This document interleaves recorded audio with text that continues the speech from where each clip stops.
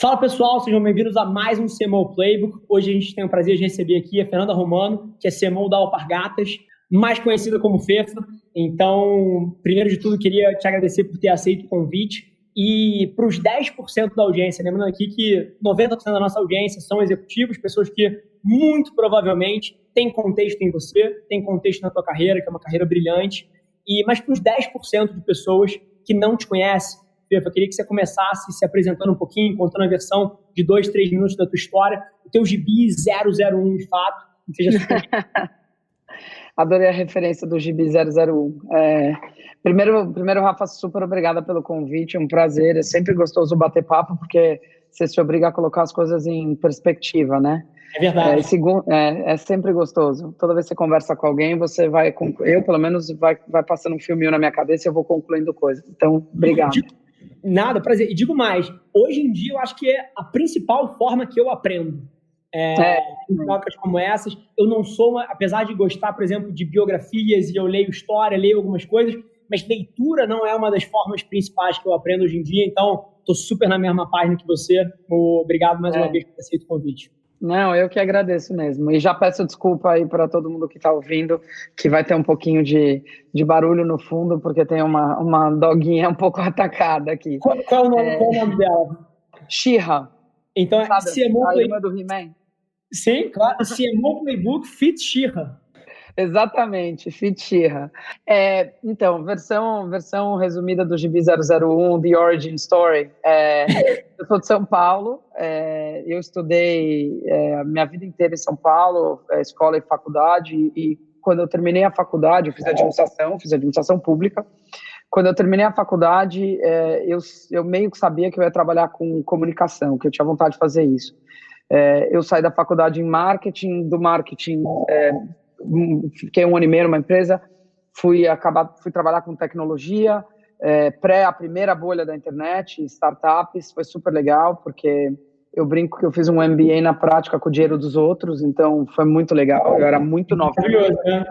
É a melhor coisa, eu tinha 25 anos, estava apresentando o meu business plan para os investidores do Chase, foi divertido, foi um bom exercício, um exercício de humildade também, porque a bolha estourou e todo mundo quebrou a cara, então você aprende muito rápido a não entrar nos hypes, né? Então acho que eu tive essa mega sorte.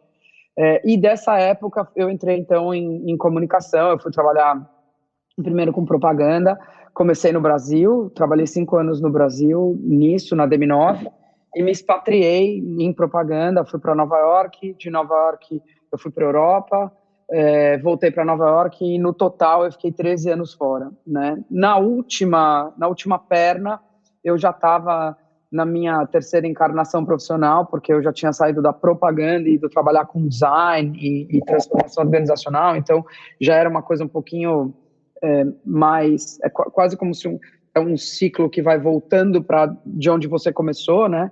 E depois nessa encarnação, nessa última encarnação, foi onde eu comecei a sentir que eu queria, apesar de eu estar feliz com o que eu estava trabalhando, eu tinha a minha própria empresa, eu empreendi, eu tinha uma empresa de design e de inovação, foi meu último trabalho antes da Alpargatas, era a Malagueta. Apesar de eu estar super feliz, eu sentia que me faltava um pouco de oportunidade de impactar maior, né? De alcançar mais gente, mais negócios, né? Deixar mais marca, né? E aí eu recebi o convite para ir para Alpargatas, eu estava morando em Nova York, o Roberto Funari estava assumindo como CEO, ele era conselheiro da Malagueta, então ele sabia exatamente qual era o meu conflito daquele momento, a minha angústia, né, de realização profissional, e ele me convidou para me juntar a ele nessa transformação da Alpargatas, e eu topei, voltei para o Brasil depois de 13 anos fora. Comecei lá no comecinho do ano passado, né? Minha data oficial é fevereiro, mas óbvio que eu já estava trabalhando em janeiro. E tô lá e está sendo super legal. Então hoje a gente né, tem 4 marcas no mercado do pé, Osklen, Mizuno e Havaianas, né? O maior negócio da empresa é Havaianas, e eu sou responsável pelo marketing da empresa. Fiz em menos de 2 minutos. Não, record breaker. Mas assim, brincadeiras à parte, a sua história eu acho que é curioso porque ela fala muito com uma coisa que talvez não fosse tão comum há 20 anos atrás, mas eu acho que cada vez mais vai ser para frente, que são carreiras um pouco mais líquidas, né? Então, se você para olhar, você estava no mercado de startup, você foi trabalhar com comunicação em propaganda no Brasil, você foi trabalhar em propaganda lá fora, você empreendeu, você voltou para uma grande companhia. Então, nossa, eu acho que assim, a tua história é uma história que é rara em 2020, mas eu acho que para frente vai ser cada vez mais comum. E acho que, na narrativa dela, para quem é bom de ler umas entrelinhas, consegue enxergar várias âncoras aqui. E a primeira que eu queria puxar é a sua volta para o Brasil. Porque, assim, cara, 13 anos fora, o Brasil não é para amadores. A gente estava brincando aqui antes do programa começar, o Brasil não é para amadores. Putz, primeiras percepções depois de passar 13 anos expatriada nessa volta para o Brasil. E aí, cara, a gente pode tangibilizar tudo. Percepção de mercado, percepção de negócio, de gente, gestão. Cara, desde relacionamento com agência, eu acho que aqui dentro disso tem um mundo de coisas para a gente explorar. Queria o teu top 3 aí. Nossa, difícil, hein, escolher top 3 aqui, mas tem um mundo. Dá para fazer um episódio só sobre isso, né? Mas você falou, eu acho que tem a volta para o Brasil, ela impacta todos os âmbitos da minha vida, né? Ela impacta a minha vida pessoal, porque eu me expatriei, mas quando eu empreendi, a empresa tinha escritório nos Estados Unidos e aqui, então eu vinha com frequência, mas é óbvio que o meu convívio com a família e os amigos, estando fora, era diferente, então voltar para o Brasil impacta esse âmbito.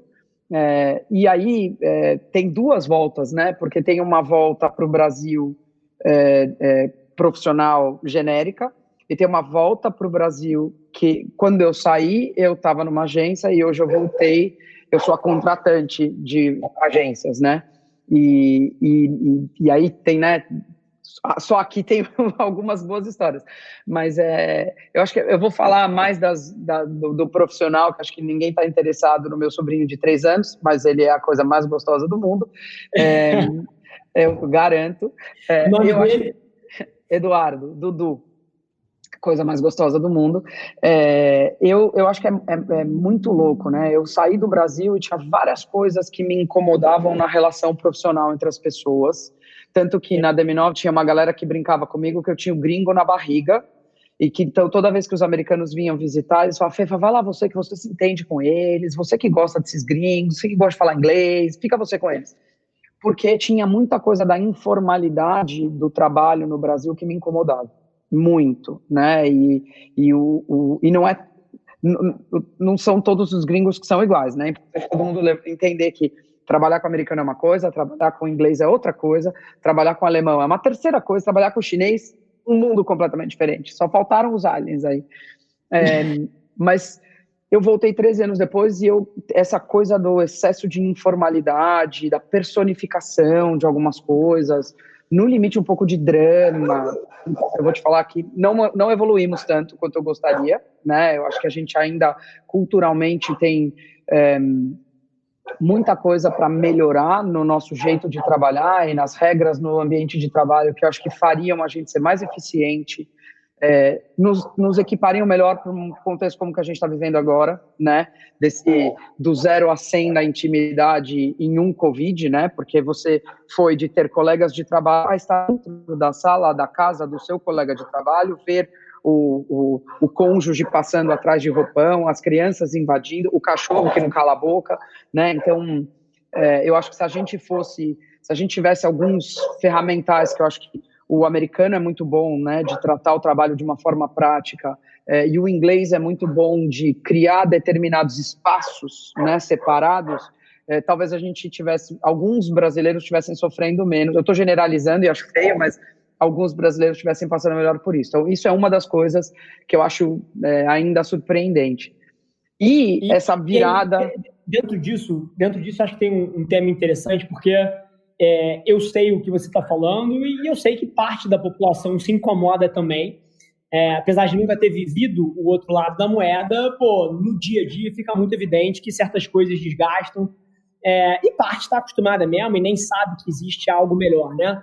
E você contrasta, por exemplo, o relacionamento de quando você era, vou um exemplo específico aqui, agência Brasil, servindo clientes, e agência lá fora, servindo clientes. A primeira coisa que pula na sua cabeça de, putz, isso aqui é drasticamente diferente e acho que o Brasil está atrás. Qual seria a coisa que primeiro pula na tua cabeça?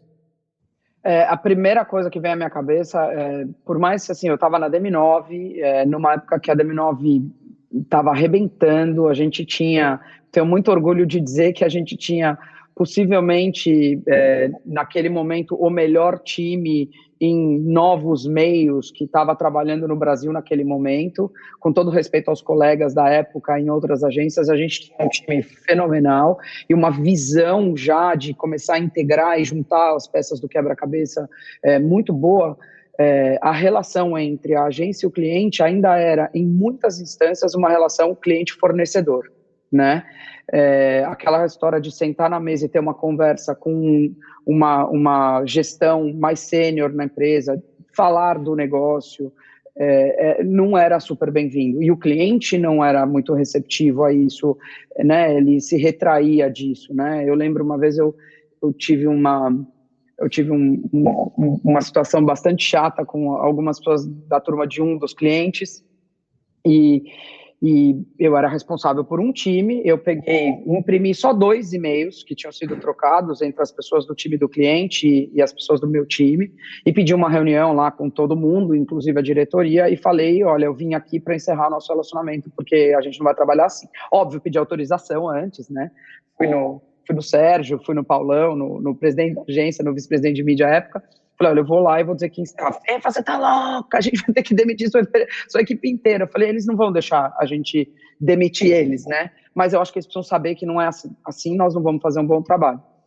E fui, né? Fui de doida, falei, a primeira reação dos caras foi, você não pode fazer isso, você não pode tomar essa atitude. Eu falei, posso sim, nós vamos ligar para o Sérgio, eu já avisei o Sérgio, né? E aí, bom, então me explica. E aí, na hora que eu botei na mesa, realmente eles entenderam que tinha problemas de postura seríssimos do lado de lá, e a gente construiu uma relação muito melhor dali para frente. Quando eu cheguei nos Estados Unidos, a conversa era outra, não com todos os clientes, que fique claro, né? Ainda tem muita coisa de cliente fornecedor, ainda assim, né? Tanto nos Estados Unidos quanto na Europa, mas era outro nível, né? Assim, de realmente um desejo de interface das áreas mais sêniores da empresa com a sua agência de comunicação, para que na hora que você passa um desafio para a agência, você não está simplesmente entregando um pedido de pizza, você está compartilhando a tua dor de negócio. Então, assim, alguns dos melhores trabalhos que eu fiz na minha carreira expatriada, nas grandes agências, o meu cliente se não era o CMO, era o CEO. E sim, tinha o gerente de marketing, o gerente do CMI, o gerente do não sei o que lá, e era um trabalho de time. E sim, a gente passava pelas instâncias do tem que ouvir o estagiário para depois poder ouvir não sei quem. Tinha um pouco do song and dance, mas o nível de respeito de você trocar e você saber que se começar a ficar no nheco-nheco, você consegue subir a conversa e ter uma conversa franca, honesta, porque afinal de contas está todo mundo trabalhando para resolver o mesmo problema, assim, completamente diferente do que era o Brasil. Perfeito. É o que eu tenho tentado fazer na Alpargatas, né? Perfeito. Meu job na Alpargatas. E eu concordo 1000% com o que você trouxe e não dá para a gente generalizar, como você mesma trouxe. Mas no final do dia, o relacionamento cliente-agência é uma caixa vazia, né? Assim, você começa um relacionamento, você tem a caixa vazia. E os dois, é como se fosse um casamento. Casamento também é uma caixa vazia, né? O que constrói o casamento são os itens que você aporta ali dentro. E toda vez que eu vejo um problema clássico desse relacionamento, é porque, eventualmente, assim, a ponta do cliente não aporta alguns dos itens fundamentais naquela caixa, né? Então, o que você falou, cara, ou tá preso num nível hierárquico que não consegue ser estratégico, então, como é que vai ser estratégico? Ou tem um desalinhamento gigante, porque, por exemplo, as metas da agência estão desconectadas com a meta do time que faz a interface do outro lado, que é quase que insano, né? E no final do dia, cara, essa analogia de que um relacionamento com uma agência está tá mais para um casamento. E aí você vê algumas coisas fantásticas, como, sei lá, Brahma com África, tem 18 anos de relacionamento. Putz, isso é um casamento, cara. Isso é uma caixa que entregaram vazia e as duas partes aportaram coisas ali durante 18 anos. Esse é um negócio admirável de ser visto, né? Então, essa tua provocação eu acho que é genial e acho que fica uma baita reflexão para todo mundo que está aqui, porque essa caixa ela precisa ser enchida, né? E é uma via de duas mãos, né? Eu tenho muitas conversas muito boas com o nosso time Alpargatas, né? Sei lá, aliás, anteontem mesmo estava tendo essa conversa. Fefa, a gente brifou isso daqui. E como eles estavam só me mostrando uma parte, eu falei, desculpa, isso aqui não é briefing. Isso aqui é a lista de compra do supermercado. Qual é o online brief que vocês querem? O que vocês pediram? Porque isso daqui não vai ser bem respondido. Não, calma, a gente só está te mostrando isso daqui, mas tem sim, se você quiser a gente te manda o documento. Eu falei, então tá bom, se vocês estão dizendo para mim, vocês pediram uma coisa bastante direcionada, eu estou feliz. Porque pedido de lista de compra do supermercado, manda o boy, entendeu? Liga pro Rappi. Não é assim que você vai tirar, né? Não tem criação boa com briefing ruim. Né? E é uma via de muitas mãos. Eu tenho um briefing bom, que responde bem, que ouve a contraparte, que incorpora a contraparte, que volta, e em algum momento você tem o output que vai ser bacana, vai ser muito bacana. Agora, só sai, e acho que a tua analogia do casamento é ótima, só sai se for uma troca, e casamento é troca. Não existe casamento sem paciência, sem troca, sem de vez em quando dormir de bunda. Vai dormir de bunda, porque, o cara largou a toalha molhada em cima da cama, ou esqueci de comprar não sei o quê, a gente combinou e você chegou atrasado. Acontece, né? E aí vai dormir de bunda, e no dia seguinte você fala, olha, não gostei, também não precisa ficar, né? Eu não sou casada, você é casado.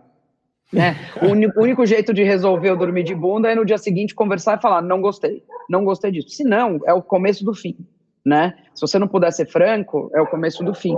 Eu acho que teve um momento no mercado brasileiro, e esse momento ainda perdura, acho que em algumas instâncias, com algumas pessoas e algumas empresas que se comportam assim, de ficar o tempo inteiro uma relação sob ameaça, né?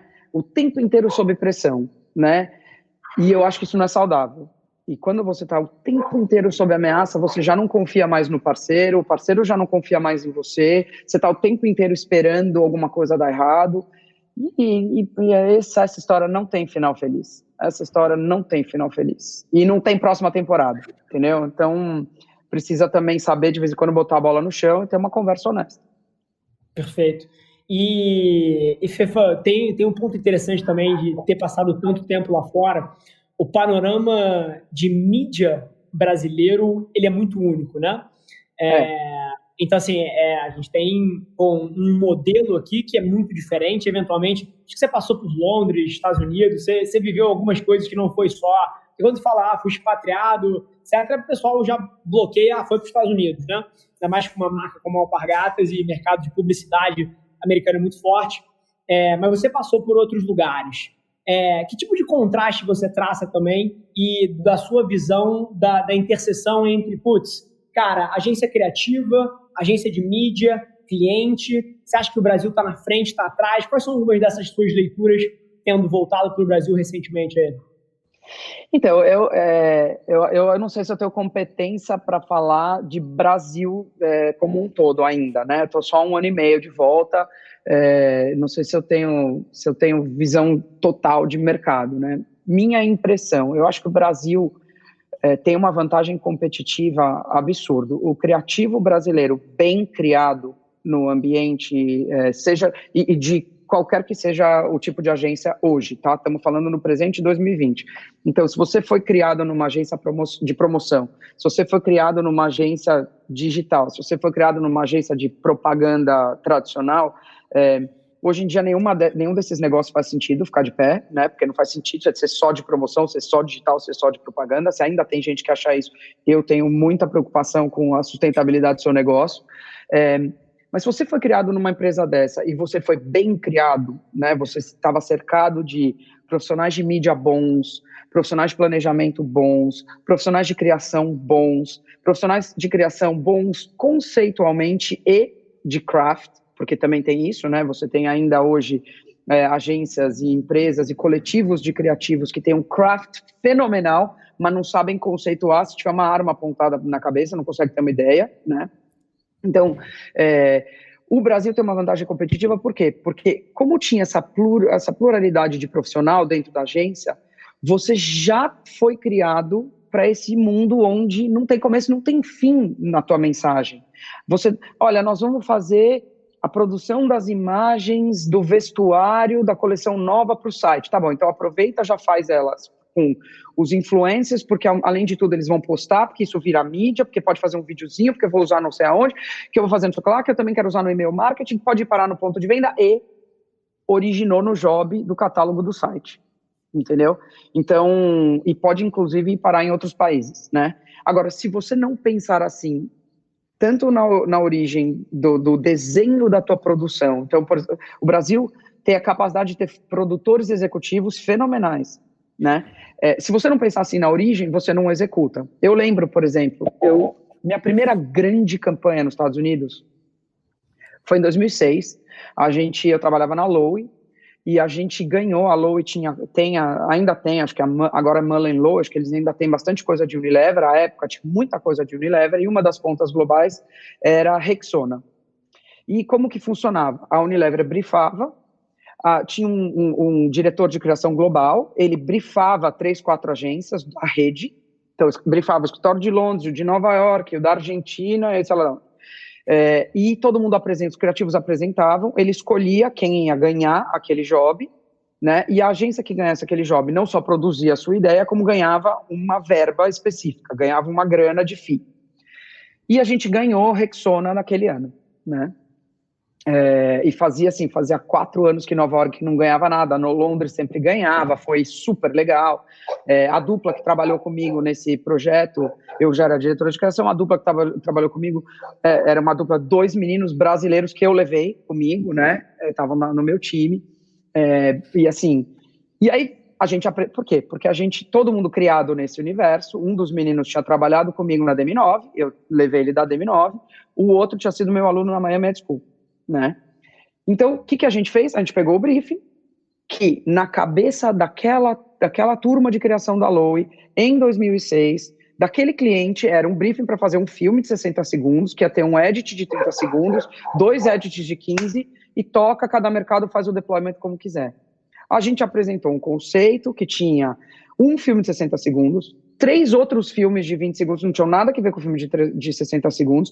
Era um filme que era a interação entre um ser humano e um robô. Então tinha uma campanha online dos robôs fazendo o audition para estrelar na campanha de Rexona Global.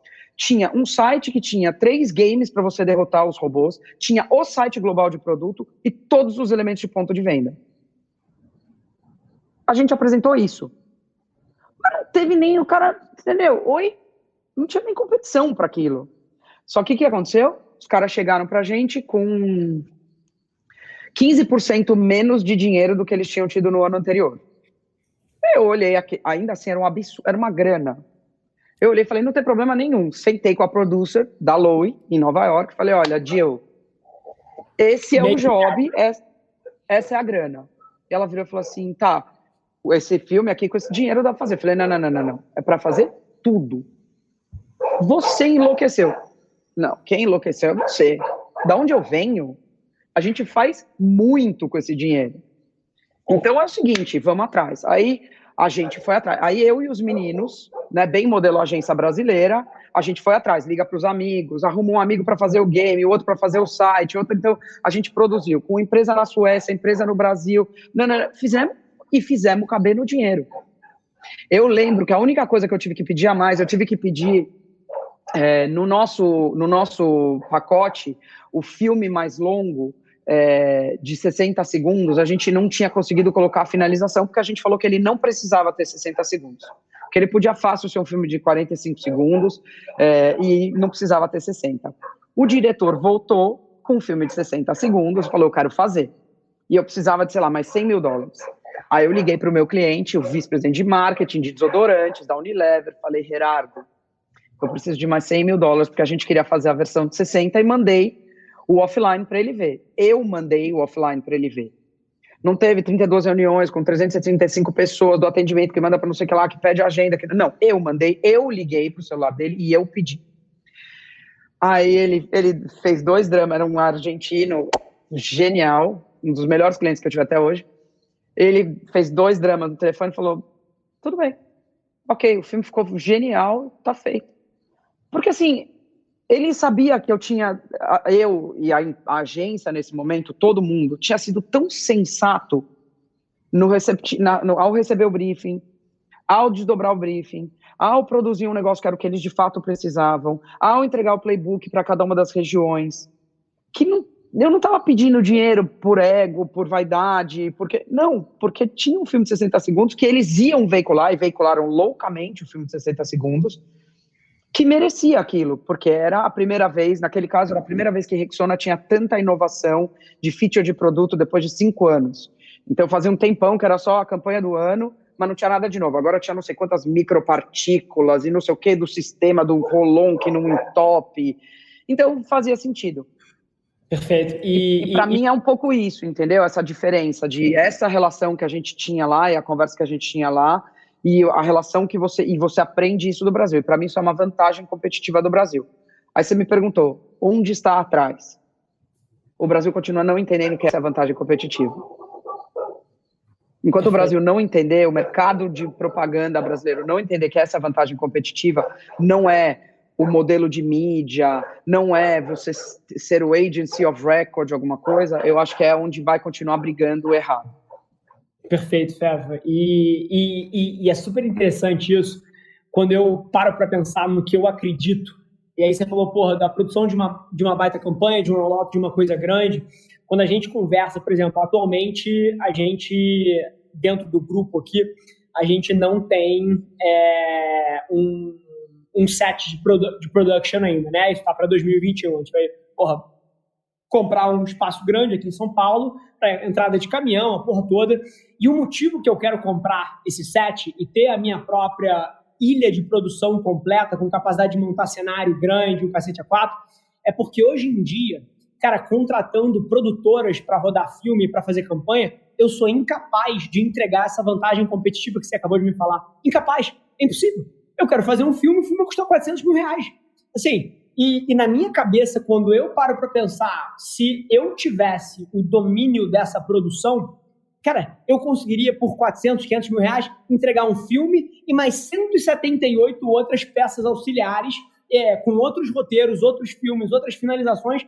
E aí, em 2021, eu estou resolvendo o meu próprio problema, comprando a minha unidade de produção, porque eu não consigo fazer isso na cabeça de produtor. Fala. Se eu te disser que eu já tive essa conversa com pelo menos 3 ou 4 donos de produtora. Fefa, você que tem essa cabeça, o que você acha que eu devia fazer com o meu negócio?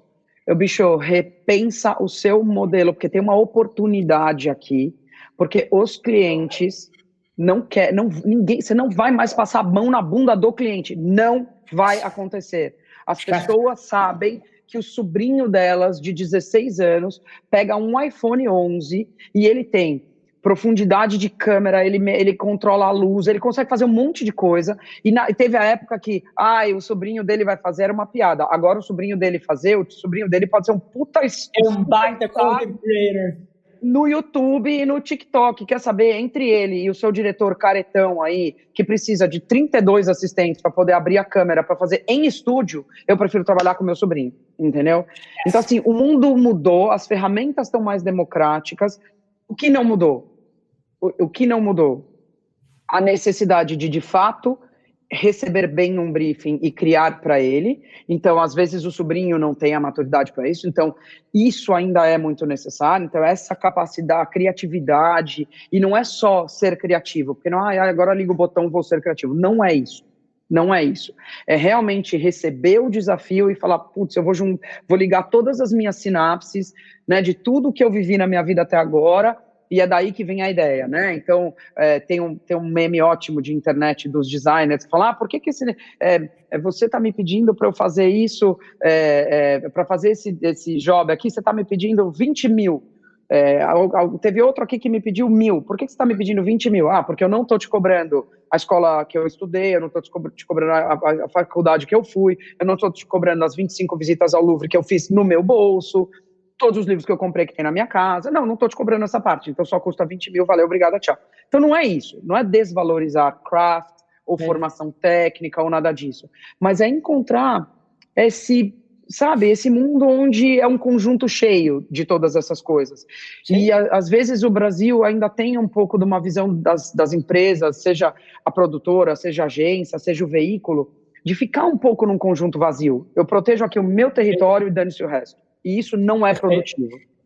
Perfeito. E tem uma oportunidade, é o que você falou, assim, de maneira nenhuma, e você já deixou isso claro, é desvalorizar o craft, é desvalorizar a arte que tem ali, né? A comunicação é a criatividade, é serviço do negócio, e tem um componente de arte ali. Mas no final do dia, eu acho que tem uma oportunidade para a gente redefinir o que é qualidade sem ser por uma ótica subjetiva. Porque no final do dia, quando eu olho, e mais uma vez, eu hoje em dia sou dono de agência, mas no final do dia eu vim do mundo de negócio e eu sou um outsider nessa indústria. Eu fui descobrir quem era David Ogilvy há um ano atrás. Assim, eu sou um outsider, de fato. E eu sou incapaz de pensar a comunicação e tudo que a gente faz sem ser do ponto de vista do negócio. Então, até para dentro da companhia, da Avelar hoje em dia, você sabe como é que eu defino qualidade? Isso é um statement dentro da empresa. Gente, olha só, você quer me falar que uma coisa é boa, você vai ter que me trazer 2 componentes. Número 1, o impacto que ela teve no mundo. E número 2, a velocidade com que ela foi produzida. Qualidade, para mim, são 2 coisas, velocidade e impacto. Se você gastou 3 anos para criar alguma coisa que teve impacto X, cara, o seu impacto foi diluído pelo excesso de tempo que você gastou. Agora, se você gastou 3 horas e 40 para trazer um conceito que teve um impacto gigante e que mensuravelmente o mundo gostou daquilo, que não é 4 pessoas dentro de uma sala falando, isso é brilhante, aquilo é brilhante, não. É o mundo, o consumidor me disse que aquilo é bom. Isso é impacto. Então, eu acho que tem uma oportunidade de a gente redefinir qualidade como uma função da velocidade e do impacto que ela gera no mundo, né? Mas, já tem uma sócia para a minha produtora aqui. Opa, pode falar. E vou colar um post-it no teu comentário. Num universo que a gente está o tempo inteiro iterating, né? Você está o tempo inteiro fazendo, você está o tempo inteiro em beta, você está o tempo inteiro ajustando, corrigindo o curso. Fazer rápido, não precisa fazer perfeito, você fez rápido, você teve um impacto, você entendeu onde está a imperfeição, você corrige, você faz de novo, aumenta o impacto, você corrige, começa a perder o impacto, você substitui, né? Mas para isso precisa o desconforto com a peça inacabada. E tanto foi live. Exatamente. Só que esse desconforto é de todo mundo. Opa! E é um desconforto de todo mundo. O desconforto do criativo, que quer ver o negócio dele perfeito. É o desconforto do cliente, que fala, mas vai assim mesmo? Vocês têm certeza? Não, mas pensa, tá faltando. Não tá faltando. Nós vamos e depois a gente ajusta. E depois a gente vai corrigindo. Né? O Beto, o nosso CEO, ele fala, a gente tem que tentar conseguir separar as decisões em 2 tipos de decisão. Quando é uma one-way door, essa você perde seu tempo. Senta, quebra a cabeça, debate, faz comitê, sofre. Mas ela é uma one-way door. O que não for one-way door... Poucas coisas são one-way door. Poucas coisas são one-way door. O que não é one-way door, amigo, galera, quem não faz, toma, entendeu? Quem não faz, toma. Chegou no final do segundo tempo, você não fez, você vai tomar o gol e vai entrar no segundo tempo em desvantagem. Não cometa esse erro. Ainda mais nesse mundo de hoje, que é isso que você falou, é fluido, ele está o tempo inteiro, você vai ajustando. Perfeito. Que aula. Não, de verdade, assim, uma coisa, por exemplo, eu não sei, todo mundo que está me ouvindo aqui tem bastante contexto e sabe que, além de executivo, eu também sou um criador de conteúdo, né? Então, eu acho que hoje em dia eu tenho uma equipe que tem umas 14 pessoas, mais ou menos, servindo a minha marca. E a gente produz, cara, acho que entre 100 e 130 peças de conteúdo por dia. E é uma equipe robusta, são quase 2 squads ali. E no final do dia, Cara, há mais ou menos um ano e pouco atrás, eu defini que eu não ia aprovar mais nada. Mas que o plano de mídia só entrava depois da evidência do mundo real, né? Então, assim, por exemplo, você vai botar dinheiro por trás de alguma coisa, você vai fazer alguma coisa ser grande, primeiro você me traz a evidência que o mundo já gostou daquilo, né? E, cara, isso redefiniu o nosso trabalho e desde então mudou tudo. O time joga coisas sem eu aprovar no mundo. E aí a gente julga o quão bom aquele conceito com base no feedback que o mundo deu. Agora, ouvir eu falando isso dentro da minha própria marca, que eu sou o stakeholder principal, e no final do dia, se eu estou confortável com isso, eu não respondo para ninguém no mundo, é uma coisa. Agora, ouvir você, que toca Alpargatas, falando que esse é o jeito certo de tocar uma marca global, cara, eu acho que a gente vai olhar daqui a 3 anos para esse papo e vai olhar para trás e falar assim, e vários executivos, que mais uma vez, a gente vai ter entre 50 e 60 mil pessoas ouvindo esse nosso papo aqui. Então, essas pessoas vão olhar e vão falar assim, caceta, daqui a 3 anos, elas vão olhar para trás e vão falar, caramba, aquele papo do Rafa com a Fefa, cara, há 3 anos atrás, pintou para onde o mundo estava indo. Hoje em dia, eu sei que o que você falou, cara, deve ter doído no ouvido de 80% dos executivos que estão ouvindo a gente. Com certeza. Eu não tenho dúvida que é para lá que está indo. Eu acho que me perdoa os 80% no ouvido de quem doeu, mas numa boa, a gente, o que nós estamos vivendo é esse mundo, esse é o contexto, né? Não tem plano B, esse é o contexto. Não aproveitar o contexto, para mim, é de uma inocência, né? Para borderline limitação, sabe? Esse é o mundo que a gente vive, é a internet. E, não ache que porque você... eu botei, mas não estava perfeito, aí eu tiro do ar e coloco outro. Não, o que você botou vai ficar lá. Né? É a mesma razão pela qual eu digo para os meus... Eu tenho uma sobrinha adolescente e eu dei uma bronca nela esses dias, que eu falei, você tem que tomar muito cuidado com as coisas que você põe na internet, porque o que você puder usar na internet vai ficar lá para sempre. É a mesma bronca a mesma coisa que eu dei, da bronca que eu dei nela, eu vou dar na marca, assim, precisa saber. Agora, tem uma frase que eu adoro, que não sabe brincar, não desce pro play. Não sabe brincar, não desce pro play. Você vai entrar na rede social, você vai ter que conversar na rede social. Você vai falar uma bobagem na rede social, você vai falar uma bobagem e depois você vai ter que administrar a bobagem que você falou. Você vai fazer um teste, se falar da marca com esse vocabulário ou com aquele, um vai ser mais eficiente que o outro, você vai priorizar o que funcionou mais, mas o que não funcionou vai ficar lá para sempre e vão voltar. E tem que saber disso até para ser consciente também no teste. Mas mais do que qualquer coisa vamos testar? Qual é o teu KPI? Entra definido qual é o KPI. Se você entrar no jogo sabendo exatamente o que você quer testar, você é confortável com o que deu errado. Aprende com o erro rápido e faz de novo. E isso que é crucial. E, de novo, com esse mundo que a gente está vivendo, não aproveitar esse ferramental, para mim, é que nem as pessoas que diziam lá, 20 anos atrás, esse negócio da internet vai continuar nichado, vai ser só para jovem. É limitado. Aula. Cara, Fefa, cara, estamos chegando ao final do programa aqui. Foi um dos episódios mais inspiradores que a gente teve até agora, de coração. Aposto que você fala isso para todas. Demais. Mas é verdade, cara, porque no final do dia, eu trago muitos amigos aqui, pessoas que eu tenho um carinho tremendo, mas foram poucas vezes o discurso clica tanto. E por várias vezes cai até em contradição, em debate, porque não tem nada errado de eu discordar do ponto de vista da pessoa que está conversando comigo. E por várias vezes o caminho do CMO Playbook acaba se arrastando para lá, porque eu enxergo o mundo da maneira que você enxerga, assim como mais alguns amigos nossos. Mas tem outras pessoas que eu tenho um carinho tremendo, adoro como ser humano, admiro como executivo por tantos outros motivos, mas nesses pontos eu vejo um mundo diferente. Então, aqui quando eu digo que foi um dos melhores episódios, nesse sentido você pode ter certeza que eu não falo para tantos, porque tem um componente especial. Às vezes tem uns episódios fantásticos porque eu discordo do cara do começo ao fim. E aí, é um episódio que quase não dá para parar de ouvir, porque quem é que não gosta de uma intriga, né? Mas no nosso aqui, cara, eu acho que a gente vai ter a capacidade de olhar para trás daqui a 3 anos quando essas coisas forem muito óbvias e a gente olhar para trás com orgulho da gente ter debatido isso em agosto de 2020. Então, por isso eu queria te agradecer. Eu que agradeço, super legal, e é super legal ficar pensando e quero continuar esse papo offline, sem ter que fazer um monte de gente ouvir, a gente batendo papo, porque acho que eu vou aprender um monte, trocando ideia com você, vai ser um prazer.